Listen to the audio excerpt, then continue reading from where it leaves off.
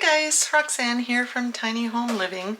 I'm trying to concentrate on an introduction when there are chickens coming in the house again. It's so hard to concentrate. And look at this. Look at this. Chris left the door open. No, you guys go out. Oh my goodness. Anyway. It is another day, a little chilly, but I've just come outside after getting some editing done. Chris has got these shelves sanded and a coat of paint on them. Last one over here, and I don't know if you can see outside. Nope. He has got the little black pieces of wood done, a coat of paint on those, probably put a second coat on after they dry, to put my little handles on and baskets on the wall. So that's nice. It's actually warmer outside right now than it is inside. Oh dear, I find it so awkward and my balance is so bad. So it's about 14 Celsius. I'll let this dry a little bit before I clean it up. Anyway, hopefully get these shelves put in here. Like I said yesterday, I cut all of the shelf liner for them and get these put away. And I think maybe get those installed today. It's a little chilly in here. We're going to be going out for supper, so I don't want to light the wood stove, but I will have to get it nice and warm in here in order to get the adhesive on for the backsplash. So I want to start that earlier in the day and see if I can get the backsplash done in one day. And no, Rusty, go on. You don't need to be in here stepping in the poop, tracking it all over. So I'd like to start on a day where we can get the tile saw set up and get these four in place, the Schluter on it, as well as the backsplash. So I think I will try and rope Chris into coming in here. Get this countertop isn't secured yet, so we need to do that. And we keep piling stuff in here now. But I would like to get this on the wall as well so that we can get the tub brought in here. That'll make me super happy. There's really not that much else to do in here. Get that concrete board on, bring the tub in. But I also want to go out and pick through the wood pile to see what we can use to make the first door. We're going to make one door, see how it turns out, and then we'll do the second one. I don't know if I mentioned in an earlier video, I checked online and it was going to be $700 before tax. That's if it hasn't gone up in the last couple of days, for 2 interior doors. They're the solid core ones, but they're still crap. So I refuse to pay it. It'll be another project, gonna make the interior doors. So we've got a barn door for my bedroom. I could have put the barn door in here, I guess, in the utility room, but we're gonna put a solid door on there and one on the bathroom here. And we're gonna make them out of scrap wood. So I think a lot of people will be interested in that because, again, it's something like building the countertops where you're really saving a pretty large amount of money. Like doing these countertops probably saved us, I would say, $3,000. So, you know, things like that I think are really of a lot of interest to people. And again, these interior doors, that's another thing that has just skyrocketed and is absolutely ridiculous prices. So if we can help other people, show them how to make their own interior doors, then I think that's a good thing. And that was really one of my goals, because we don't have the homesteading experience, but we do have a lot of construction experience. I'm the one that dreams it up, and then Chris is the one with the knowledge to make it work. So anyway, before I get started with all of that today, just want to ask you to like and subscribe, hit that notification bell, and share this video with your family and friends. I can't tell you how much we appreciate it with the help in building the channel. And so let's go get started picking through some wood. See if we can sort of lay out the wood, at least, for what we're going to use for a door. Just checking in the greenhouse, and it's actually, look at that. Chris opened the doors a couple of minutes ago. There you go, 32, 34 Celsius. And look at the hascat bushes. Still not sure if anything will come out of here, if the roots are alive. The roots on the weed is alive, so who knows. But, well, there's the little apple tree. Oh, look. The little apple tree's getting shoots already. Oh, how exciting is that? My goodness. The apple tree and the hascat berries, that's really the only thing that I care about in here right now. So Chris made a list of the wood from that video we watched on making a door. So we're going to go through the scrap pile over there, the cutoffs from when we were framing, and pick some that are the right lengths, and then we'll take them up to Bob's and put them through the planer.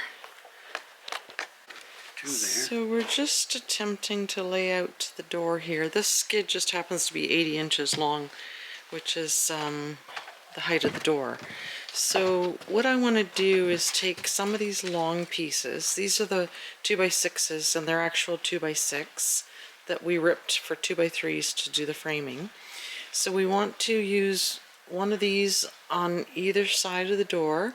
We'll cut these because these are 6 inches each, that's 1 foot. We need a 30-inch door, so these we will cut to 2 feet. No, that doesn't make sense. Less than 2 feet, because these are going to make up 1 foot of the 2.5 foot. So we only need 18-inch pieces out of these, and we've got a whole stack of them there. So we'll pick the straightest ones. They've had lots of time to warp and twist and everything. So I just want to make them like a frame. So 2 long ones, we'll screw them, these short ones, all the way up, and then we're going to do slats like in a crisscross. I just wondering if we, these items, we rip them in half. Yeah. It might be easier to get straighter ones, eh? I'm just thinking though,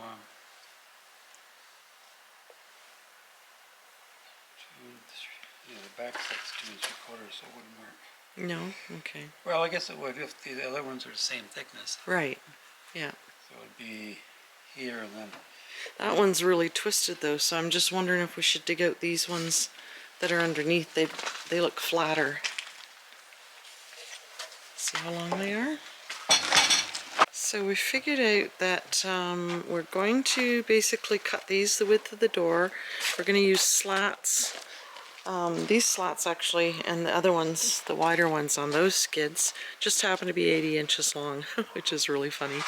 So we figured out we need 14 of these to make each door. We've cut all of these short pieces that were down here. They weren't enough to get 2 30-inch pieces out, but we're going to take these 3, well, we've got 4, so we can get enough for the other door out of these. They're kind of twisted and crooked on the end, so they're not really much good for anything else. So again, use up some scrap and save myself a lot of money. So we've got our 29 pieces cut here, enough for the widths of 2 doors. And we've picked through the skids and got the ones with these nice rounded boards on the slats. So of course I'll take this apart with Sawzall because of the nails, but you can see the wood's pretty smooth, so it's pretty nice wood, most of it. Some broken pieces, but we'll just pick out what we need. and he's going to run these through the table saw to clean up the edges nicely, and then we'll put them through the planer up at Bob's shop, and then they'll be ready to screw together. So while Chris is banging those skits apart, we're going to wait till tomorrow to put these and the other ones all through the table saw, so we can rip everything at once, because these ones might need the edges ripped off them as well. So while he's doing that, I'm going to go ahead and put my shelf liner on these shelves and get them put back in the bookshelf, and that way this stuff is all out of the way.